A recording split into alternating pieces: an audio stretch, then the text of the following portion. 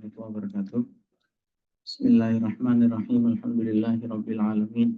Wa afdhalus salati wa tammu taslim ala sayyidina Muhammadin wa ala alihi wa sahbihi ajma'in. Allahumma akhrijna min dhulumatil wahmi wa akrimna bi nuril fahmi waftah alaina bi ma'rifatil ilmi wa sahhil akhlaqana bil hilmi waj'alna mimman yastami'una al-qawl fayattabi'una ahsanah. Amma ba'du. Teman-teman semuanya, malam hari ini kita berada di pertemuan yang ke-8 ya, dari pembacaan kitab Al-Usul Al-Fikriyah li Jama'ati Tatarrufi wa Naqliha ya, atau pokok pemikiran atau dasar pemikiran kelompok-kelompok ekstrim dan bagaimana penjelasan atas pemikiran-pemikiran tersebut ya.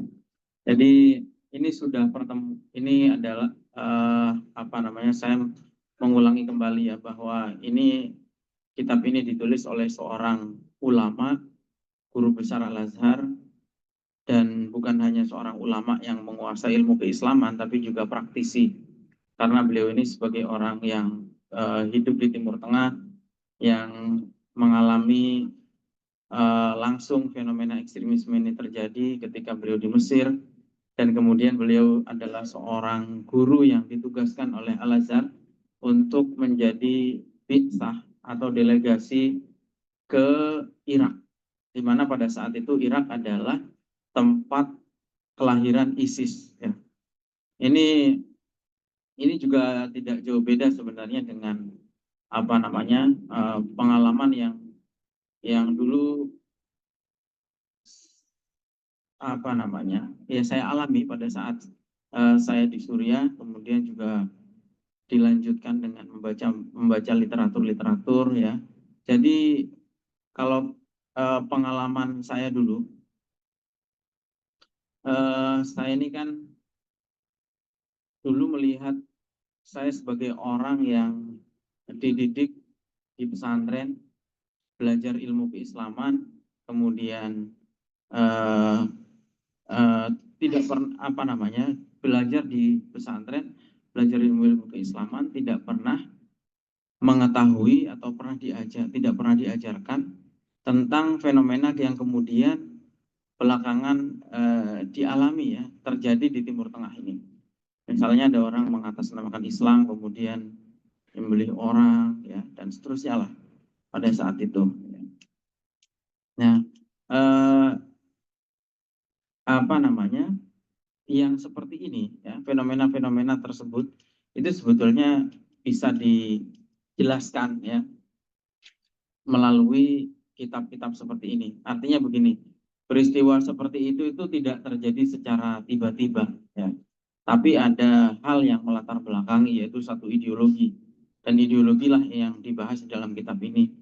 Ini kita sudah ke-8, kita sudah membahas beberapa bab ya, mulai bagaimana definisi ekstremisme, ciri-cirinya apa, sejarahnya seperti apa, kemudian terkait dengan terminologi jahiliyah, terkait dengan hakimiyah, terkait al-wala' wal-bara', terkait dengan pembagian atau dikotomi negara Islam, negara kafir, dan kemudian pada hari Rabu yang lalu terakhir kita sudah membahas soal khilafah.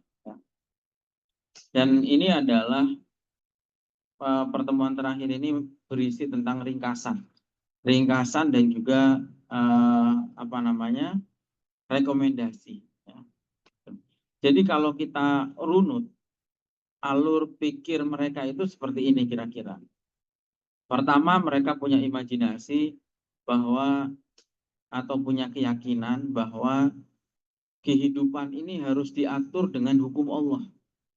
Tapi hukum Allah ini adalah hukum Allah versi mereka. Mereka tidak menerima hukum Allah yang merupakan ijtihad para ulama muslim yang mayoritas. Di Indonesia ini ada ulamanya yang mempunyai ijtihad bahwa Indonesia itu sudah sesuai dengan syariah, sudah menggunakan hukum Allah itu. Nah, kemudian seperti ulama-ulama di Arab Saudi, ulama-ulama di Mesir, ulama-ulama di Yordania, dan lain sebagainya. Jadi mereka mempunyai versi sendiri tentang makna hukum Allah yang menurut mereka itu tidak diterapkan saat ini. karena hukum Allah ini tidak diterapkan menurut mereka, maka mereka di tahapan berikutnya, yang kedua, kemudian mereka mengkafirkan pemerintah. Jadi pemerintah ini pemerintah sebagai yang mengatur negara itu tidak menggunakan hukum Allah. Maka konsekuensinya apa? Pemerintahan ini kafir. Atau dalam istilah mereka disebut tohut. Ya. Ini juga sudah kita bahas, masalah hakimiyah ini adalah fenomena yang baru sebetulnya dalam Islam dan tidak berakar sama sekali sebetulnya. Karena tafsir mereka yang keliru, itu sudah kita jelaskan lah. Ayat-ayatnya seperti apa, tafsirnya seperti apa, penjelasan para ulama terkait dengan barang siapa tidak berhukum dengan hukum Allah maka dia kafir, itu maksudnya gimana? Itu nggak bisa ditelan mentah-mentah sesuai dengan terjemahannya. Harus lihat asbabun nuzulnya, ternyata itu turunnya kepada orang Yahudi, pada orang ahlul kitab. Harus lihat makna kafir itu apa. Harus lihat makna hukum Allah itu apa. Itu. Harus lihat faktor tidak menerapkan hukum Allah itu kenapa.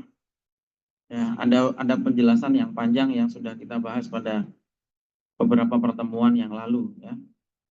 Kemudian mereka pula yang pertama mencetuskan istilah togut ini kepada pemerintahan. Ya. Lalu kemudian yang ketiga, setelah mereka menganggap bahwa pemerintahan ini kafir, kemudian karena tidak berhukum dengan hukum Allah, maka kemudian rakyat yang mengikuti hukum yang berlaku di negara tersebut, di suatu negara yang menurut versi dia itu tidak menerapkan hukum Allah, maka hukumnya juga kafir.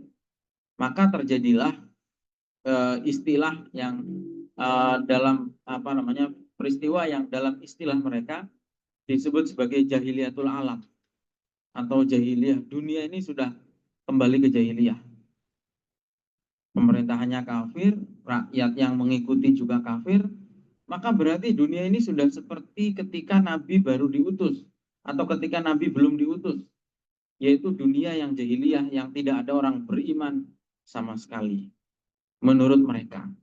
Ini juga sudah kita bahas dan ini jelas nggak benar, tidak benar sama sekali. Bahkan ini bertentangan dengan hadis-hadis Nabi, bahwa dalam banyak hadis Nabi sudah mengatakan bahwa salah satunya Nabi mengatakan ma akhafu an tusyriku min ba'di syai'a. Saya itu tidak khawatir umat saya ini akan jatuh pada kemusyrikan. Gitu. Dalam hadis yang lain juga Nabi mengatakan setan itu sudah putus asa menggoda iman orang yang ada di tanah Jazirah Arab. Artinya nggak mungkin. Nabi sudah menjamin bahwa Islam ini atau iman ini akan tetap terjaga sampai hari kiamat. Namun kemudian setelah pemerintah dianggap kafir, rakyatnya juga dianggap kafir, maka negaranya juga disebut sebagai negara kafir atau darul kufur. Dan kita sudah membahas pada 2 pertemuan yang lalu bahwa definisi darul Islam atau negara Islam dan negara kafir itu bukan sesuatu yang didasarkan pada landasan syariat, tetapi pada landasan fikhul waqi' atau fikih realitas pada saat itu. Dulu kan terjadi perang di mana-mana, ya. Makanya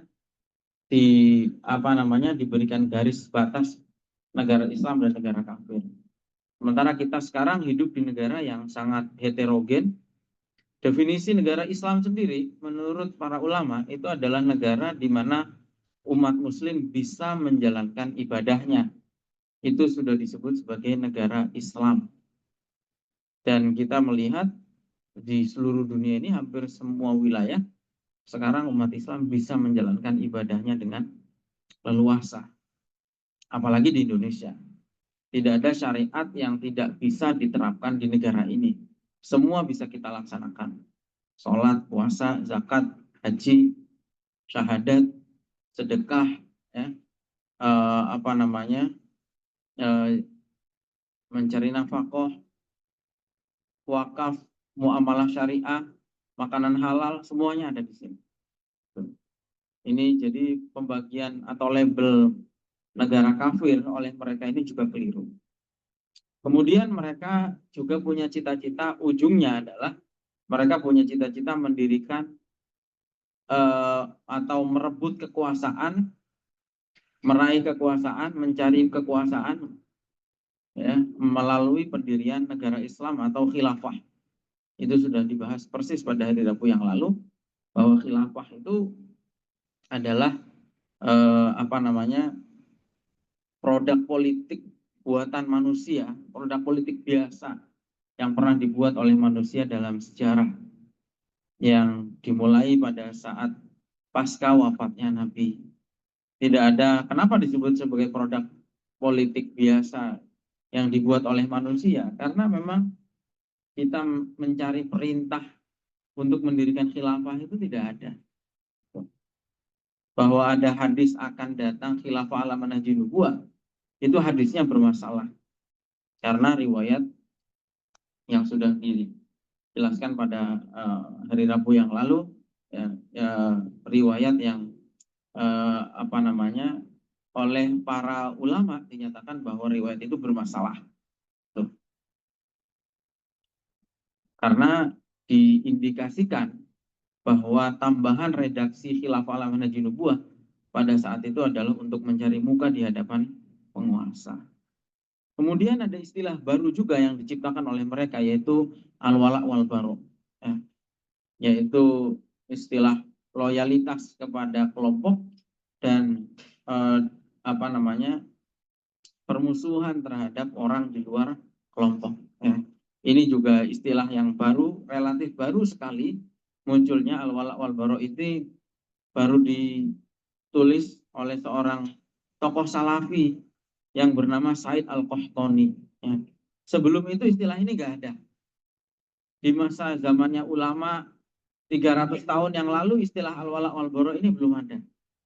Tapi kemudian istilah ini diciptakan dan dianggap seakan-akan ini adalah ajaran yang pokok dalam Islam.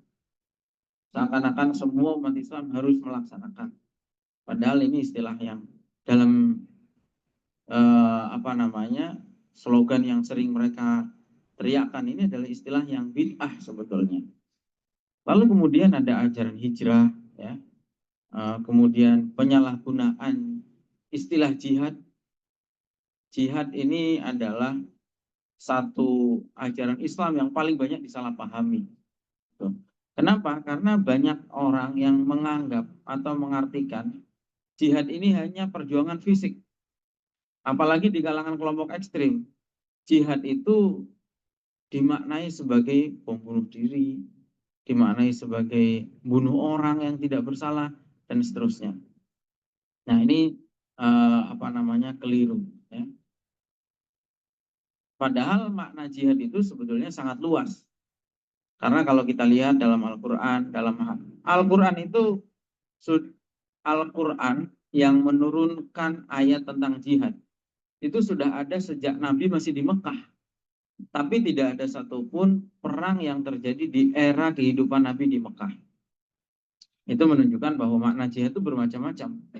Nabi pada saat itu jihadnya di Mekah ya dakwah. Dakwah itu juga bagian dari jihad. Sementara dalam hadis-hadis lain Nabi mengatakan kepada perempuan, Nabi mengatakan bahwa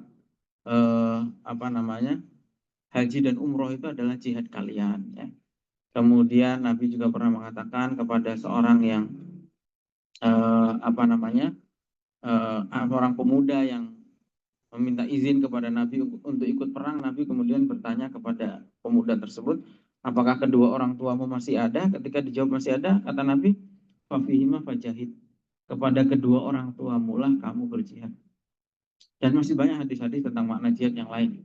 Termasuk yang masyhur adalah jihadul akbar, ya, yaitu jihad melawan hawa nafsu. Nah ini terus kalau kemudian biasanya untuk memantapkan propaganda mereka juga suka menggunakan hadis-hadis akhir zaman atau propaganda akhir zaman. Katanya ini sudah akhir zaman, harus segera berjihad, kalau enggak keburu kiamat dan seterusnya. Nah itu kira-kira beberapa alur berpikir kelompok ekstrim itu sampai melakukan kejahatan, ya, melakukan pembunuhan, melakukan pembantaian, itu karena didasari pemikiran-pemikiran yang keliru, yang distorsif ya, mentahrik, mentafsiri secara salah ayat-ayat Al-Quran, memahami secara keliru hadis-hadis Nabi, dan seterusnya. Ini yang sudah dibahas di dalam kitab ini. Sekarang kita buka di halaman 2416. Al-Khotimah, penutup ya, penutup dari pembahasan-pembahasan yang sudah lalu. Wa tashtamilu ala ahammin nataiji wa tawsiyat. Ini akan mencakup kesimpulan dan juga rekomendasi. Pertama, hasil yang pertama, kesimpulan yang pertama adalah anna jama'at at-tatarruf al-fikri tahawala bisyaklin da'ubin wa uslubin mustamitin antuqi al-kathir min abna'il Islam fi habailiha fi afkariha al-masmumah. Pemikiran-pemikiran ekstrim ini sudah merasuki banyak pemuda-pemuda muslim, karena ini kebetulan yang mengarang adalah ulama muslim, makanya ini cerita tentang ekstremisme di dalam agama Islam ya, dalam tubuh umat Islam maksudnya. Kalau agamanya ya nggak mungkin ada agama yang mengajarkan, tapi ini selalu ada, bahkan di agama apapun. Saya sudah pernah cerita, ekstremisme, terorisme itu di Yahudi ada, di Kristen juga ada, di Buddha juga ada, di Hindu juga ada, hampir di semua agama ada. Nah, ekstremisme ini di dalam tubuh umat Islam juga ada dan menjangkiti banyak pemuda. Bi afkariha, dengan pemikiran-pemikiran yang menyimpang, wa aqwaliha al-muzif al-maz'umah bismiddin, dan narasi-narasi atau propaganda yang di atas namakan agama. Padahal apa? Wa dinullahi minhum barok. Agama Allah sendiri dari hal ini tidak terlibat sama sekali. Yang kedua, itu yang pertama. Jadi masalah ekstremisme ini adalah masalah yang nyata menjangkiti banyak generasi muda kita dengan pemikiran-pemikiran yang menyimpang di atas namakan agama. Orang membunuh itu kejahatan, tapi bilangnya ini jihad, nggak apa-apa, ini pahala. Padahal itu membunuh, dan pembunuhan itu adalah dosa besar di dalam Islam. Setelah syirik, dosa terbesar dalam Islam setelah syirik adalah melakukan pembunuhan.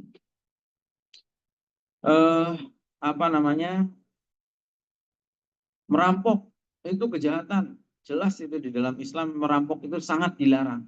Tapi kemudian orang bilang ini ghanimah, nggak apa-apa. Nah itu semuanya di atas namakan agama. Berontak itu haram hukumnya. Bughad di dalam Islam itu sangat dilarang keras, karena Islam menekankan pentingnya taat kepada pemerintahan yang sah. Tapi kemudian katanya ini nahi mungkar.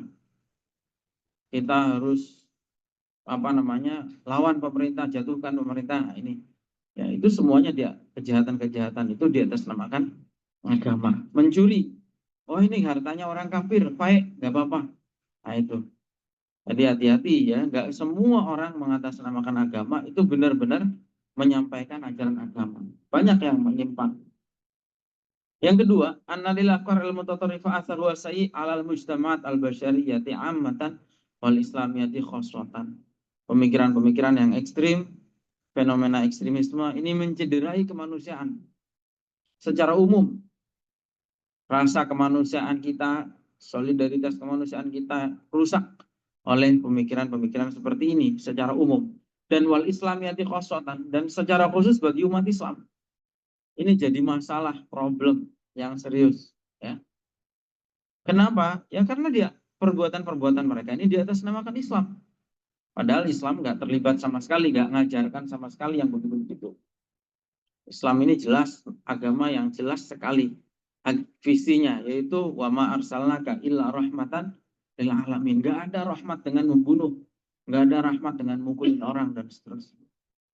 Nah, gitu. Lalu kemudian jadi citra Islam sendiri hancur oleh orang-orang yang seperti ini. Kalian kalau hidup di komunitas seperti ini mungkin nggak terlalu terasa. Tapi kalau kalian hidup di negara-negara yang mayoritas non-Muslim akan terasa betul dampaknya. Itu bahwa fenomena yang seperti ini nih merusak Islam. Citra Islam menjadi rusak, umat Islam jadi bahan olok-olokan karena perilaku segelintir orang yang seperti ini. Gitu. Dan bukan hanya citra Islam yang rusak. Berdasarkan beberapa penelitian, 90% korban terorisme di dunia ini yang pernah terjadi, itu korbannya juga umat Islam.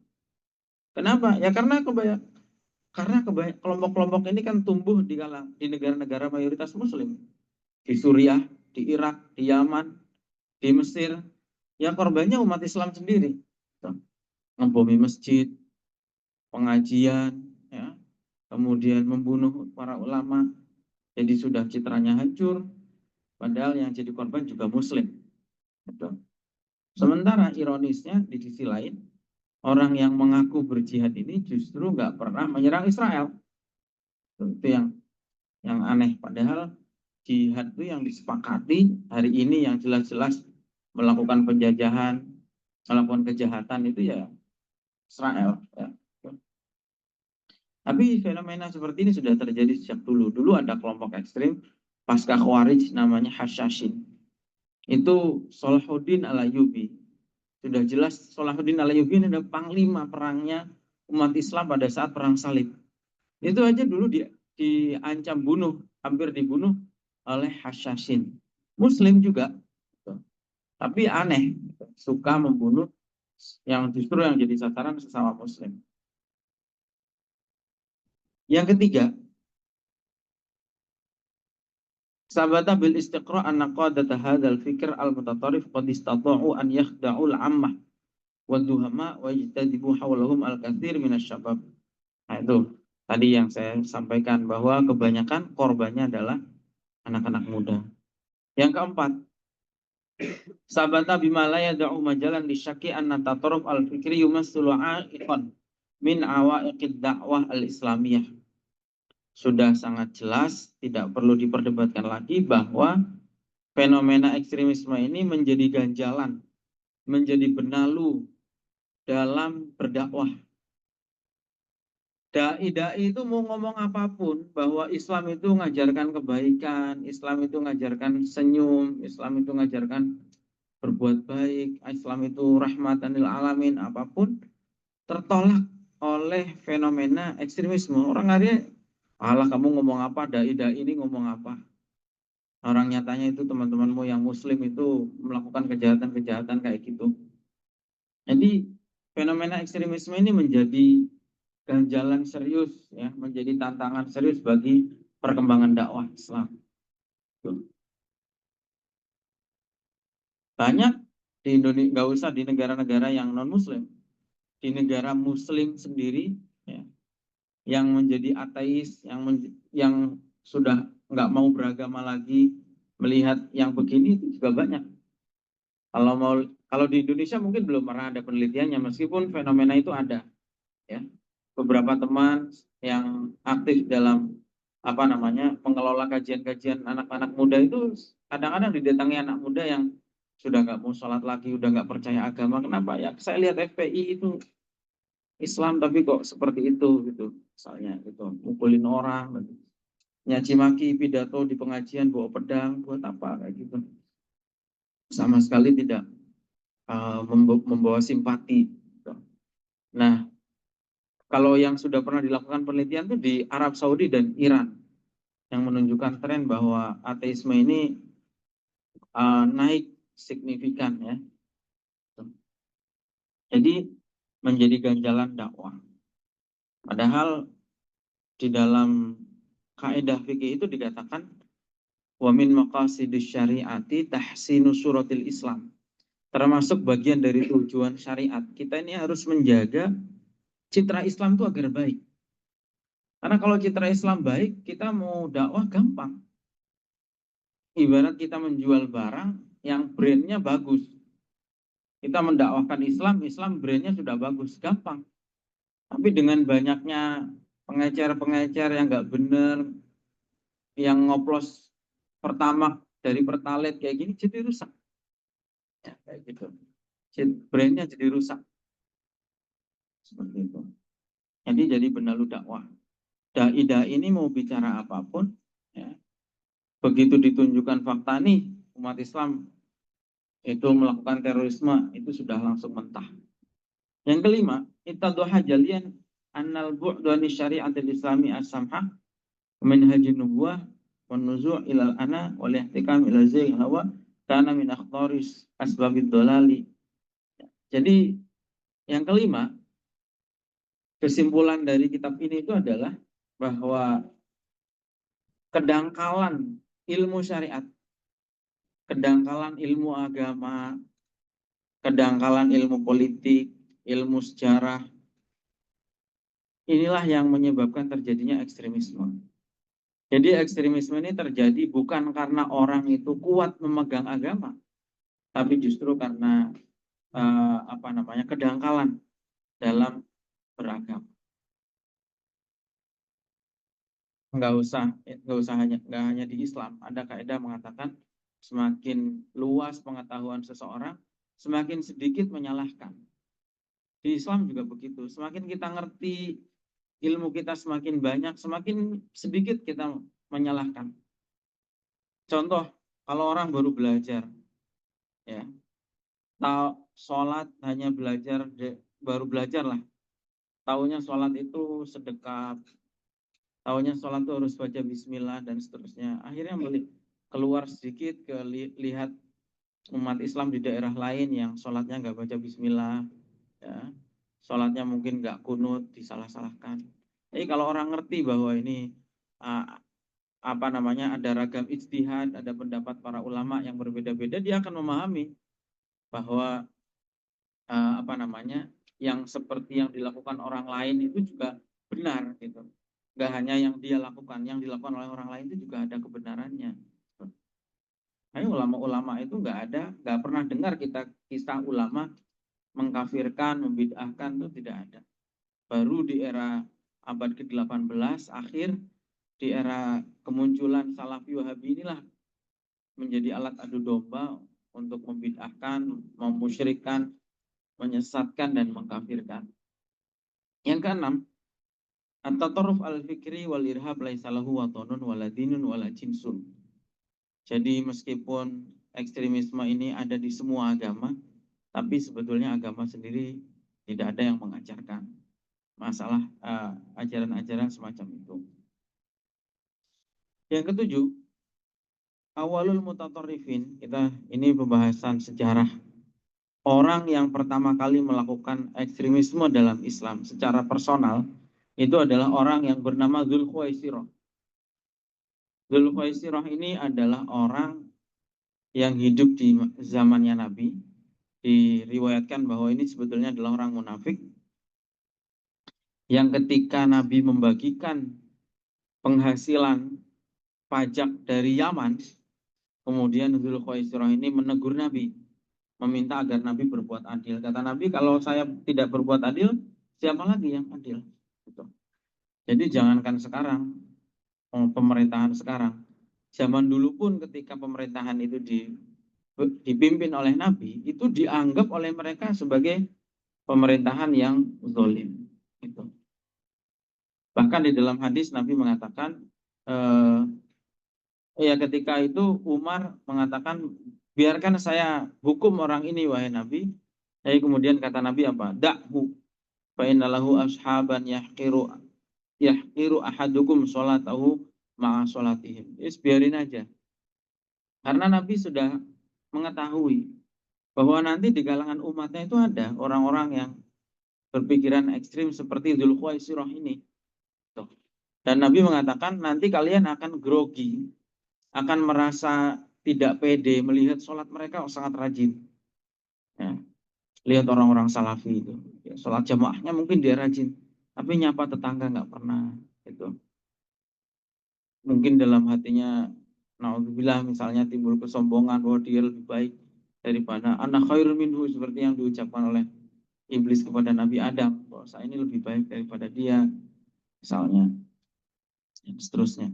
Sholatnya rajin, baca Al-Qur'annya rajin, tapi kata Nabi, yaqra'unal Qur'an la yujawizu taraqihim.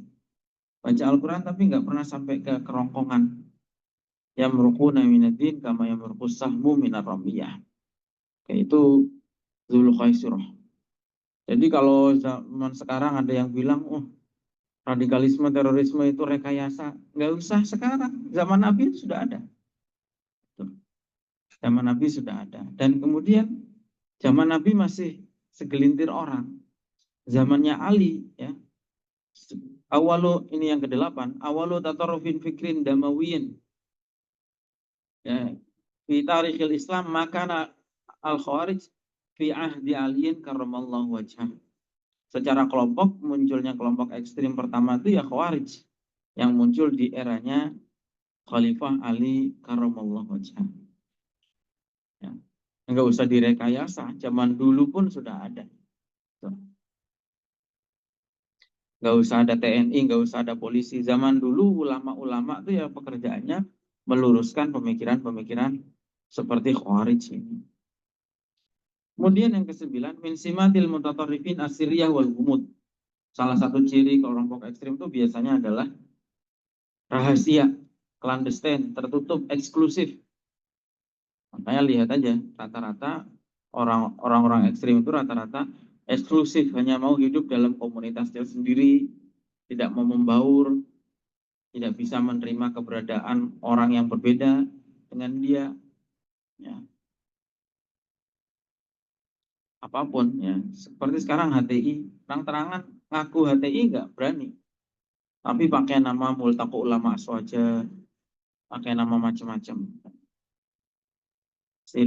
Yang ke-10, masalah perjanjian. Salah satu karakter kelompok ekstrim itu adalah al-ghadar wa naqdul ahdi. Dia suka merusak perjanjian, mengkhianati perjanjian. Padahal misalnya seperti kita hidup di Indonesia. Indonesia ini disebut sebagai, kalau istilahnya Muhammadiyah itu Darul Ahdi wa Syahadah, negara perjanjian. Atau dalam istilah lain adalah Darul Misak, negara kesepakatan. Sama seperti Nabi. Nabi dulu ketika membuat negara Madinah, itu Nabi mempunyai undang-undang yang disebut Misakul Madinah, piagam Madinah atau kesepakatan di Madinah. Dan itu Nabi pegang. Tapi mereka enggak. Mereka hidup di sini, bekerja di sini, membuat KTP dan seterusnya, tetapi mereka merusak kesepakatan. Mereka ingin hidup dengan caranya sendiri, tidak tidak sesuai dengan kesepakatan. Padahal ketika orang mengurus administrasi menjadi warga negara Indonesia, itu dia secara tidak langsung menyatakan ketundukan pada kesepakatan aturan hukum yang berlaku di Indonesia. Jadi mereka ini suka merusak perjanjian, kesepakatan. Lalu wad-da'wah ilal khilafi wasyiqaq. Mesti keberadaan mereka ini memecah belah. Di tengah-tengah komunitas masyarakat, kalau ada orang punya nikmat, misalnya punya dapat nikmat, kemudian tasyakuran, itu udah jadi tradisi. Tiba-tiba mereka datang mengatakan ini tradisinya Hindu Buddha, nggak boleh dilakukan. Itu ada orang meninggal, tahlilan, misalnya 7 hari ini tradisinya Hindu Buddha, padahal Hindu Buddha nggak punya tradisi begitu. Kalau Hindu Buddha punya tradisi itu di Bali itu harus melakukan 7 hari, 40 hari, 100 hari, di Bali nyatanya nggak ada. Gitu. Jadi suka menuduh-menuduh hal-hal yang memecah belah kehidupan masyarakat begitu. Padahal masyarakat tuh kapan? Masyarakat tuh supaya rukun harus silaturahim. Momen untuk silaturahim itu salah satunya dalam acara-acara seperti itu. Kalau acara-acara seperti itu dianggap bid'ah, yang punya masalah nggak pernah nyapa, kapan kesempatannya mau nyapa, mau ngetok pintu juga mungkin nggak enak, takut sibuk, takut istirahat dan lain sebagainya. Ketika ngumpul-ngumpul begini, ngobrol silaturahim, kan ibadah. Nah ini suka membuat perpecahan, nuduh orang berbuat bid'ah, musyrik dan seterusnya. Yang ke-11, itu al-mutatarrifun lahum jur'atun ghuribatun 'alal qatli wa safkid dima. Yang aneh adalah menurut beliau, kelompok ekstrim itu punya keberanian yang aneh dalam membunuh, ya, menumpahkan darah. Kita aja mungkin menganggap aneh lah. Di di Poso misalnya ya. Orang lagi berkebun, nggak punya salah apa-apa. Salahnya apa? Gitu. Tiba-tiba disembelih. Mereka punya keberanian untuk melakukan itu. Yang padahal Islam sendiri itu menyatakan bahwa dosa terbesar di dalam Islam setelah syirik itu adalah menghilangkan nyawa orang. Itu adalah dosa terbesar. Tapi mereka berani melakukan itu. Menghalalkan darah, harta, kehormatan orang-orang di luar kelompok. Yang ke-12, yu'addu tiba'ul ahwa an-nafsiyah wa rughubat az-zatiyah wa tahkimul ahwa badalan minasyar'il hanif wal aqli salim. Kelompok ekstrim itu yang aneh lagi adalah suka mengikuti hawa nafsunya sendiri, motivasi pribadinya sendiri dibandingkan dengan prinsip-prinsip ajaran Islam yang hanif dan akal sehat, wal aqlus salim, akal sehat. Akal sehat kita mengatakan melakukan kejahatan itu buruk, tapi mereka melakukan, melawan akal sehat. Yang ke-13, salah satu hal yang menjadi problem lagi di kalangan mereka adalah at-ta'assub lil ara' asy-syakhsiyah wa tahayyuz lil afkar al-madhhabiyah. Mereka fanatik terhadap kelompoknya saja, gitu. Dan tidak mau mendengarkan pendapat kelompok lain. Bahkan mereka mengatakan jangan pernah dengar sumber dari luar kelompok, jangan pernah mendengar pengajian dari luar kelompoknya, dan seterusnya. Sangat fanatik menutup diri dari orang-orang di luar kelompoknya. Dan di sini mewanti-wanti juga pemikiran anti madhab. Ya. Kadang-kadang mereka ini propagandanya begini, gak usah ikut-ikutan ulama, langsung aja ke Al-Quran hadis. Ini yang bisa menyesatkan.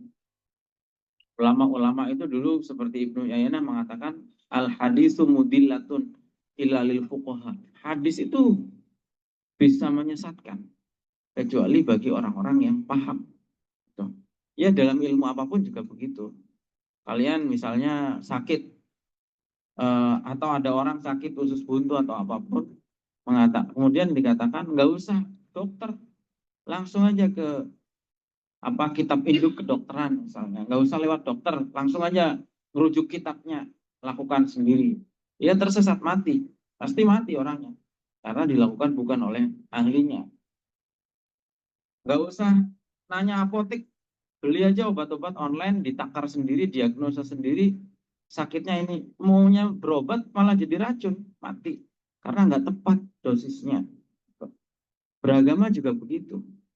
Kadang-kadang kan kembali ke Al-Quran Sunnah, nggak usah ikut ulama. Ulama juga manusia, ngapain diikuti? Soalnya ini menyesatkan. Begini, kelihatannya baik, tapi menyesatkan. Yang ke-14, al-katsir min ta'alimil Islam syuyihat bainal ghali fiha wal jafi anhu. Ya ini sudah jelas ya. Mereka mendistorsi, menyimpangkan ajaran-ajaran Islam. Yang ke-15, wasatiyatul Islam hiyal hisnul hasin wa maladzul ummah al-islamiyah. Moderasi beragama itu adalah benteng yang paling tepat untuk melawan ekstremisme. Moderasi beragama itu bukan menciptakan agama baru, sama sekali bukan itu maksudnya. Moderasi beragama itu adalah mengembalikan penyimpangan-penyimpangan ekstremisme tadi itu ke garis agama yang benar. Ini seperti itu. Moderasi beragama, orang sudah menyimpang, dibawa ke tengah lagi, itu moderasi beragama itu mengembalikan kepada karakter Islam, Karakter Islam itu apa? Karakter Islam itu yang moderat. Sekarang ahamut tausiat, rekomendasi-rekomendasi yang penting ya. Yang pertama, usi nafsi wa ikhwani ad-du'at bi taqwallah. Ya, ini normatif ya. Saya mau memberikan wasiat kepada diri saya sendiri dan saudara-saudara saya para dai agar bertakwa kepada Allah. Bertakwa kepada Allah gimana? Ya, yaitu kesadaran yang penuh kepatuhan terhadap perintah-perintah Allah dan menjauhi larangan-larangan Allah. Yang kedua, taslitu dhaw ala hadzal fikril mutatarrif al munharif. Harus ada atensi dari para dai.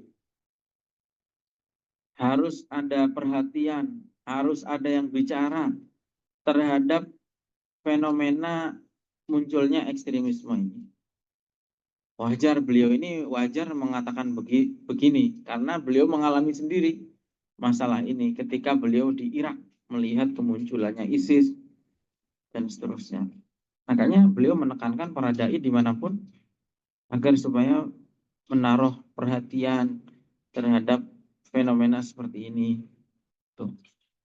Harus speak up, jangan diam saja. Ini juga bagian dari nahi mungkar. Yang ketiga, tawiyatul mujtama' atau tawiyah al-islamiyah as-salimah as-sahihah al-ba'idati 'anil ifrati awit tafrid.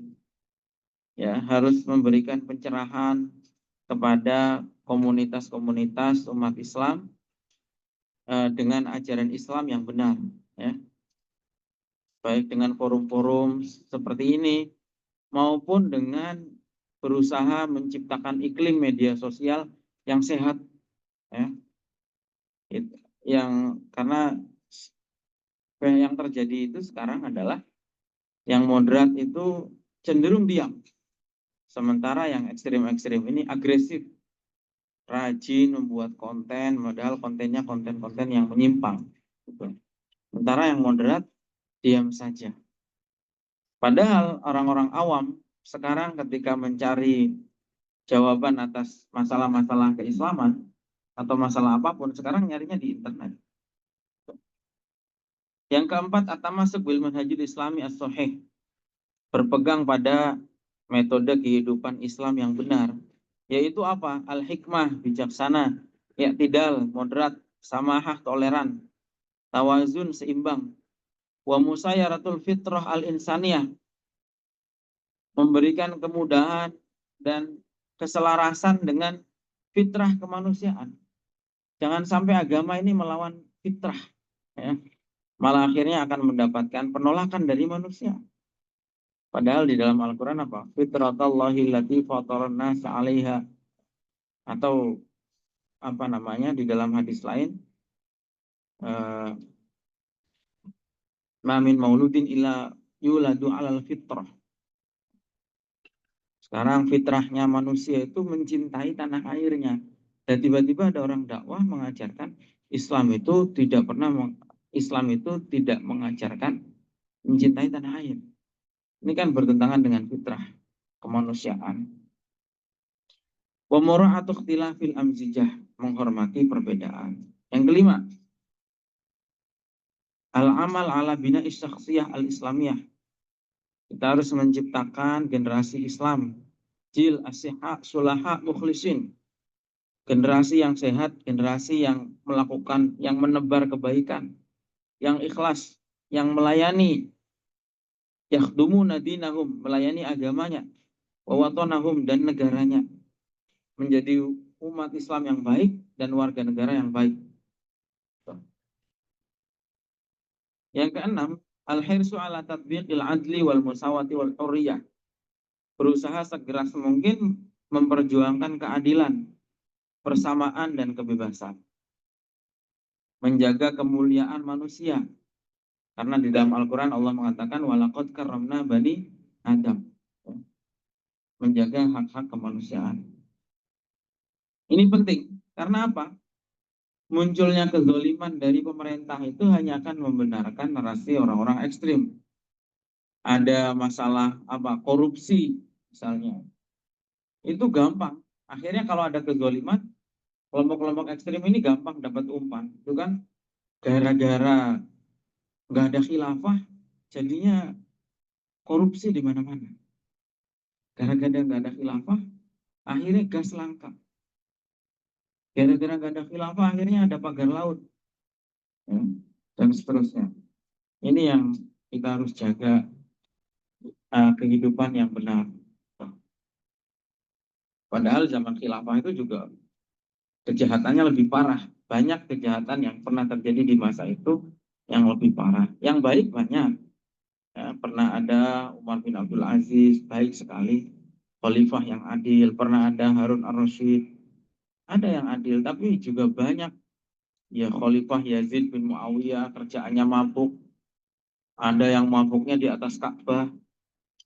Ada yang bakar Ka'bah, melakukan pembantaian puluhan atau ribuan orang di dalam masjid. Ya, sejarah bermacam-macam, nggak semuanya mulus. Yang ketujuh, at-tahdzir minasyatat wal inhiraf fi ayyi janibin min jawanibiddin. Menjauhi penyimpangan. Penyimpangan itu baik yang radikal maupun yang liberal. Ya. Sekarang kalau ekstremisme itu dua-duanya harus dihapus. Karena apa? Kalau selama yang liberal itu masif, maka pasti orang ekstrim itu kan seperti badul. Kalau terlalu ke kanan, pasti akan ada respon yang keras dari sebelah kiri, ya, dan seterusnya. Kalau selama yang liberal itu, selama misalnya LGBT terjadi secara masif, dan seterusnya, misalnya, maka kemudian misalnya judi, narkoba, minum-minuman keras, misalnya kehidupan-kehidupan yang menyimpang begitu, pasti akan ada ekstrim dalam bentuk yang lainnya, menyuburkan ekstrim dalam bentuk yang lainnya. Itu hukum alam, seperti itu. Begitu juga kalau yang radikal kuat, yang liberal juga akan menguat, gitu, seperti itu. Jadi yang benar bagaimana? Ya, at-tahdzir, menjauhi, pokoknya menjauhi yang ekstrim, berada di tengah-tengah, wasatiyatul Islam, Islam yang wasatiyah. Yang kedelapan, fadhuhu hadzal fikir al-mutatarrif. Penting juga untuk melakukan kontra narasi, menjelaskan penyimpangan-penyimpangan, pemikiran-pemikiran ekstrim ini. Yang terakhir, rekomendasi yang terakhir adalah bayanus surah as-sahihah lil Islam. Penting bagi kita untuk menyampaikan Islam yang benar itu seperti apa. Alladzi yambudul unfa wa tatarruf, yang menolak adanya kekerasan dan sikap ekstrim, bikulli ashkalihi wa jami'i sunufihi, wa difa anil mujtama'at al-islamiyah wa ma ulsiqa biha. Dan kita harus membela komunitas masyarakat muslim atas stigma-stigma yang tidak benar. Orang yang salah paham, yang nggak pernah ngerti Islam, menganggap bahwa semua umat Islam itu seperti ISIS misalnya. Ini harus kita hapus stigma-stigma seperti itu. Makanya harus ada yang bicara. Jadi ketika kita bicara seperti ini bukan menjelek-jelekkan, tapi kita ingin menyampaikan bahwa nggak semua Islam itu setuju dengan kekerasan-kekerasan seperti itu. Ini kan ibarat tubuh. Selama perbedaan itu terjadi secara sehat, nggak masalah, ada tangan, berbeda-beda, ada kaki, dan seterusnya, saling melengkapi. Tapi begitu ada kankernya, maka kankernya harus dibuang. Gitu. Kanker ini sikap yang ekstrim. Seperti itu. Alladzi la yantami wa la yantasibu ilal fikril islami as-sahih. Yang sebetulnya hal-hal tadi itu tidak berdasarkan pada pemikiran Islam yang sebenarnya. Jadi kira-kira itu ya teman-teman, pembahasan dari kitab ini. Ini kitab yang ditulis bukan hanya seorang ulama yang menguasai teori, tapi memang betul-betul ngalami di sana. Dan ini yang nulis bukan orang Jakarta, bukan orang Indonesia. Ini yang nulis adalah orang Mesir yang hidup di Irak. Seorang guru besar Al-Azhar Mesir yang hidup di Irak. Jadi sangat baik sekali kita belajar dari beliau terkait masalah-masalah seperti ini, meskipun mungkin di kita tidak semasif atau tidak separah yang terjadi di sana, tapi kita harus melakukan antisipasi, ya, komunitas-komunitas kecil, pelajar-pelajar Islam seperti kita harus ada yang mengerti masalah-masalah begini dan bisa meluruskan ketika ada hal-hal yang menyimpang, supaya dalam rangka ya selain kita menjaga ajaran Islam ini agar benar, tidak menyimpang, juga menyelamatkan atau menjaga stigma Islam itu sendiri, jaga citra Islam itu sendiri. Saja ya, ada yang ingin merespon atau menyampaikan pertanyaan?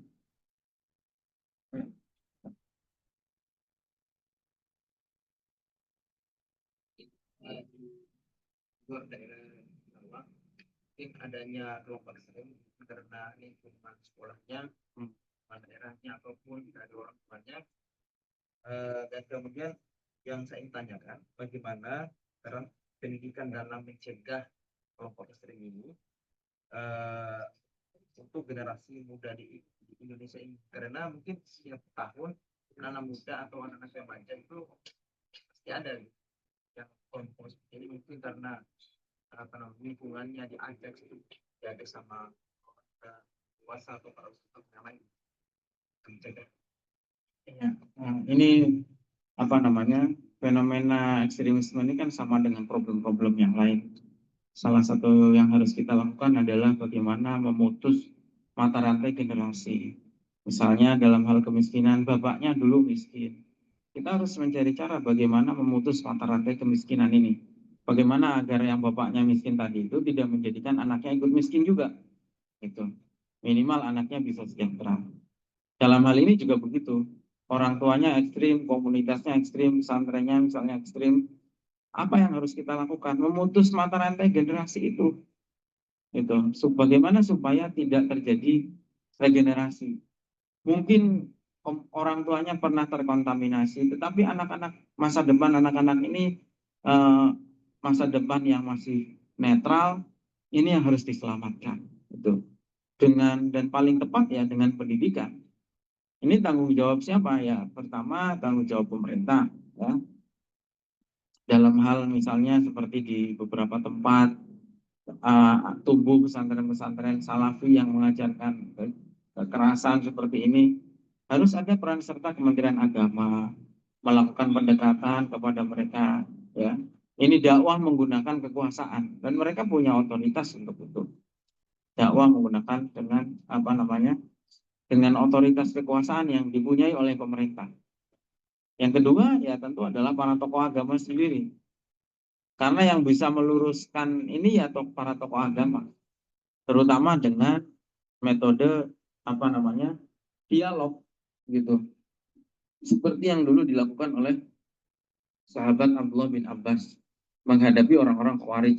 Sahabat Abdullah bin Abbas itu dialog, tukar argumentasi, ya, dan sampai akhirnya sebagian besar orang Khawarij itu akhirnya tunduk. Jadi seperti itu. Yang paling tepat dengan pendidikan. Makanya ada quote, ya, yang mengatakan begini, dengan peluru kamu bisa membunuh satu teroris, tapi dengan pendidikan kamu bisa menghilangkan terorisme. Maksudnya begini, kalau menyelesaikan terorisme itu dengan senjata, ya terorisnya saja yang mati. Tapi dia mungkin ada anaknya, ada murid-muridnya, ada teman-temannya, ada saudara-saudaranya, akan tumbuh teroris-teroris yang lain. Tapi dengan pendidikan, dengan kita luruskan pemikiran-pemikiran mereka yang menyimpang itu, ideologi terorismenya yang hilang. Seperti itu. Jadi ya dua hal ini tetap harus berjalan beriringan gitu. Satu sisi kalau ada yang melanggar hukum ya harus ditindak. Tapi di sisi lain ketika upaya-upaya pencegahan masih bisa dilakukan dengan dakwah, dengan persuasif, maka itu juga harus dilakukan terutama oleh para tokoh agama, oleh tokoh masyarakat itu dengan melalui pendekatan-pendekatan kemanusiaan, melalui pendekatan dakwah, melalui pendekatan dialog. Itu saja saya kira ya. Mudah-mudahan apa yang kita baca dari kitab ini bermanfaat, menjadi wawasan yang baik, pengalaman bagi kita. Insya Allah kita lanjut lagi nanti dengan kitab yang lain. Untuk keberkahan apa namanya kajian kita ini, mari kita tutup pembacaan kitab ini dengan membaca surat Al-Fatihah. Al-Fatihah.